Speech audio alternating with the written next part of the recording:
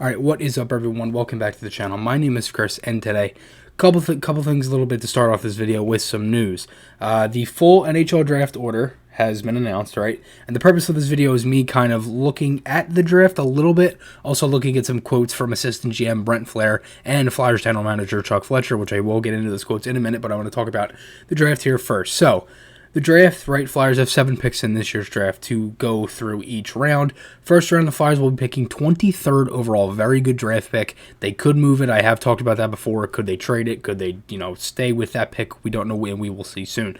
Second round pick, they pick 54th overall. They do not have a third round pick this year, as they traded that pick in the Justin Braun trade when they acquired Braun last offseason, coming into 2019-20. Traded a 2019 second and a 2020 third. That's a 2020 third, which is now via San Jose. Well, it's actually via Philly, you get what I mean. Fourth round pick is 116th overall. Fifth round pick, 147th. Sixth is 178th, and then they have 2 7th round picks, 202nd overall. That's from the Canadiens, and then the Flyers own 209th overall. So those are the 7th picks there in the draft.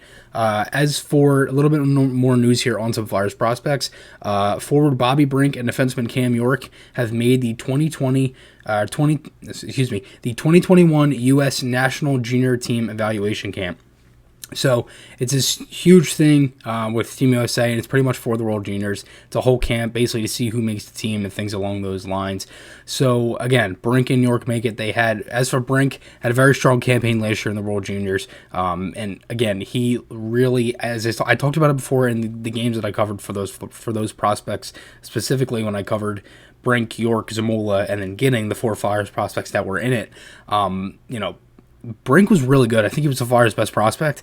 He looked very, very solid. Had a really strong campaign, as I talked about. I think he was one of USA's best players. If you want to check that out, I have a whole thing on the 2020 World Juniors in my playlist on my channel if you want to check that out, and you can see a bunch of stuff with that. But again, as for York, he kind of went into that tournament with an injury. He was also the youngest defenseman, so he didn't really get that much playing time. I would expect that he gets more minutes this year. And again, I am really, really looking for him to be used if I'm Team USA, because again, me being a Flyers fan, I really do like York. I honestly think he's the Flyers' best defensive prospect, and I think he's really coming in for a second wave of just the strong push that he had, and I think he can really bring that into this tournament here. So moving into these quotes here from assistant GM Brent Flahr and Chuck Fletcher. Starting off, a couple tweets here from Jordan Hall. Little bit going into of Gostisbehere, right? This is what Fletcher said. Shane's 27 years old. There are not many 27-year-old defensemen that have had 65 points in a season. That's a very good point. Not many D-men do get that. That is a very good point. I will say that. I honestly don't know what will happen, what that quote means with Ghost. I don't know if they move him. They might. My thing is, if Pierre LeBrun is saying that Flyers defenseman's on the block, that is definitely Gostisbehere. Could Pierre LeBrun be wrong? I don't know. I mean, he is media. He could be wrong. You never really know.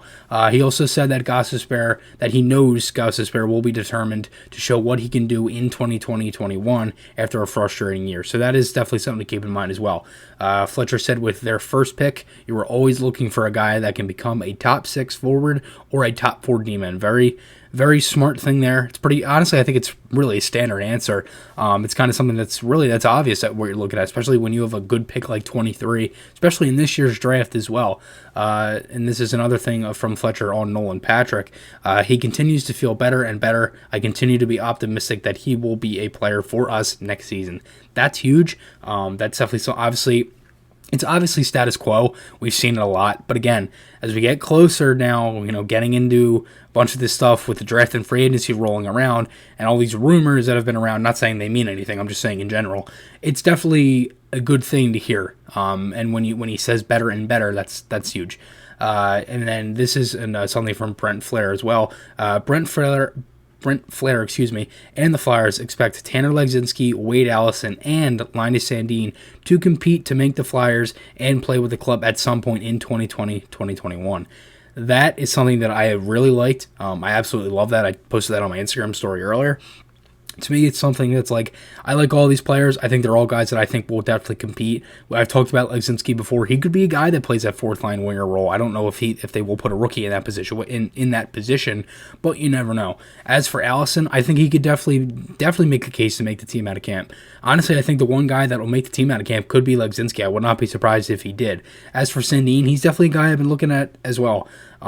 As we talked about before when the Flyers signed him, I was looking at him, and he looked good. I mean, a lot of I didn't find many highlights of him, but the ones I did, if you do want to check that out, that is still on my channel.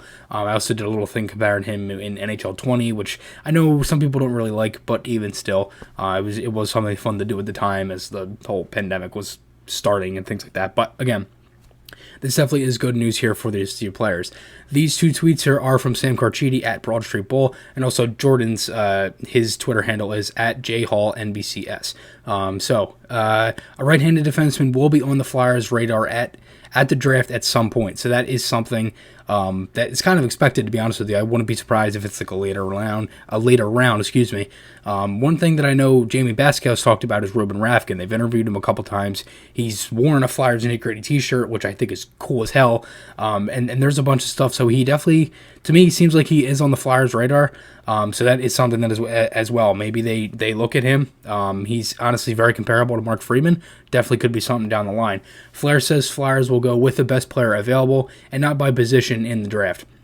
That was something I kind of looked at as something where it's like, I honestly look at that where it makes me think, and I don't want anybody to take this the wrong way. I look at this as something where it's like, maybe this is something that is looked at because of last year's draft where they took York, who, again, some may argue who wasn't the best player at available. I personally think he was. Now, at the time, I was very frustrated, but now I think he was the best player available. But even still, maybe that is something that leading into last year's draft. I'm not really sure. But again, that honestly isn't my number one thought, but again, that could be something. I'm not really sure. But again, I liked all these quotes. I think it was just something that maybe talk about this. This is something I kind of wanted to bring up. One thing is that tonight we will have Jason Martinez on the podcast. Me, Jason, and Amadeo. We'll be talking some Flyers, definitely talking about the Stanley Cup Finals, Tampa Bay winning, and things along those lines. So stay tuned for that. I will promote that on my Instagram, as always. So again, guys, remember, podcasts, articles, those links are on my channel. Hope you guys enjoyed this one. I'll see you guys in the next one, and goodbye.